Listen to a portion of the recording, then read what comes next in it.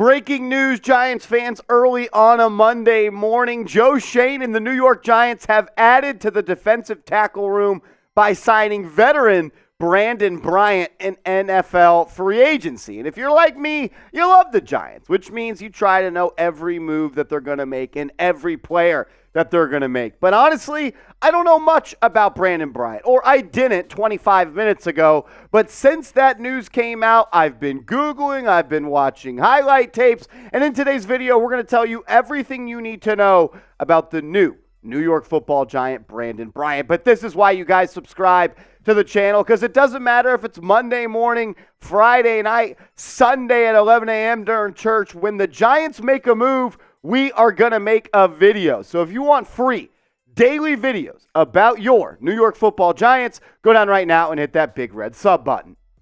The question I've been asked 20 times already is, who is Brandin Bryant? Well, in today's video, I'm going to try to tell you who he is. He's a 29-year-old defensive tackle who spent the last 3 seasons with the Buffalo Bills. He's 6'2", 305 pounds. He went undrafted in 2016, and Bryant went on to spend time with the Seahawks, Jets, Browns, Dolphins, Texans, and most notably, the Buffalo Bills. 7 of his 11 games came with the Bills, where he played from 2020 to 2022. After beginning his collegiate career at Fort Scott Community College, Bryant transferred to Florida Atlantic University, where he would start the next 4 seasons. His collegiate totals include 121 tackles, 9.5 sacks, 25 tackles for loss, 1 forced fumble, and 2 passes defended. He was an undrafted free agent in the 2016 NFL draft, and he is 29 years old. He's played in 11 games like we talked about,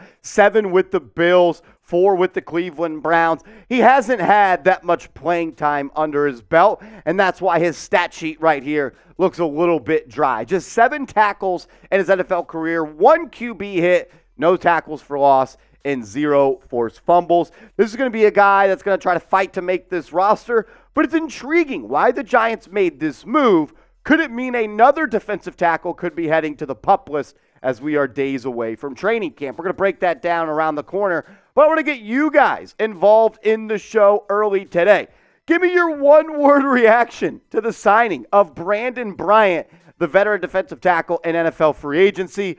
It was an interesting move, but I want to hear from you, and I'll give you my one word in just a quick second. But first, I got to give a huge shout-out to today's sponsor, Biotics. And I got to be honest with you guys, sometimes after those super chat paloozas on the channel, I don't always bounce back well the next day. And that is until I found Biotics.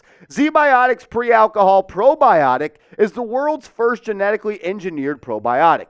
It was invented by PhD scientists to tackle rough mornings after drinking. Here's how it works. When you drink alcohol, it gets converted into a toxic byproduct in the gut. It's this byproduct, not dehydration, that's to blame for your rough next day. Biotics produces an enzyme to break this byproduct down. It's designed to work like your liver, but in your gut where you need it most. Drink Biotics before drinking alcohol, drink responsibly, and get a good night's sleep to feel your best tomorrow. Shout out to Biotics. I love the product, and I love the packaging that it comes with as well. Really slick, really sleek. Comes with 6 individual bottles inside, could easily fit in a carry-on or into your toiletry bags if you're going on a bachelor party or a bachelorette party. And you could save 15% off at zbiotics.com/chatsports. So go to zbiotics.com/chatsports or scan the QR code on the screen right now to get 15% off your first order when you use code CHATSPORTS at checkout. You can also sign up for a subscription as well, so you can stay prepared no matter what the time or occasion. Biotics is backed with a 100% money-back guarantee, so if you're unsatisfied for any reason, they'll refund your money, no questions asked. Go to zbiotics.com/chatsports or scan the QR code on screen, but make sure to use promo code CHATSPORTS at checkout for 15% off. Thank you, Biotics, for sponsoring today's show. I asked you guys to give me your one-word reaction to the Bryant signing. Mine is interesting. I thought, why would the Giants, just days away from Giants training camp open up, be adding another player after they signed 2 players on Friday?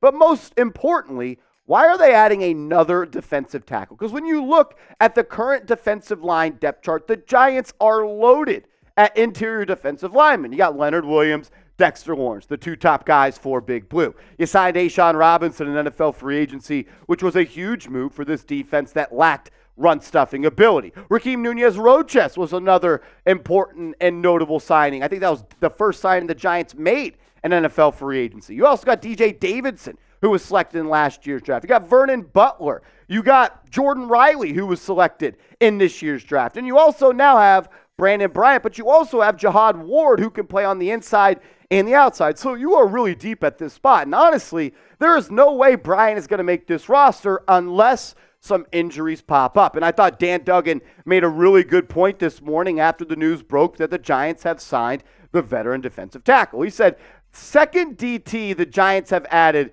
since minicamp ended, and put a little eye emoji right there. Shout out to Duggan. I wonder if he's ever used that before. He said, I would think there could be a pup or waived injured at that position in the next few days. A'Shawn Robinson, he's been dealing with a meniscus injury. DJ Davidson is battling back from that ACL. And Vernon Butler was also sidelined. So you had Robinson, Davidson, and Butler who were all sidelined during the spring, which means these guys could eventually maybe get cut, added to the pup list, or waived. But if that does not happen, I believe that Brandin Bryant is just going to be a training camp body. And that could mean A'Shawn Robinson is not ready to go 100% when training camp opens up on the 26th. And the Giants don't want to rush Robinson, and they want to get Butler up in the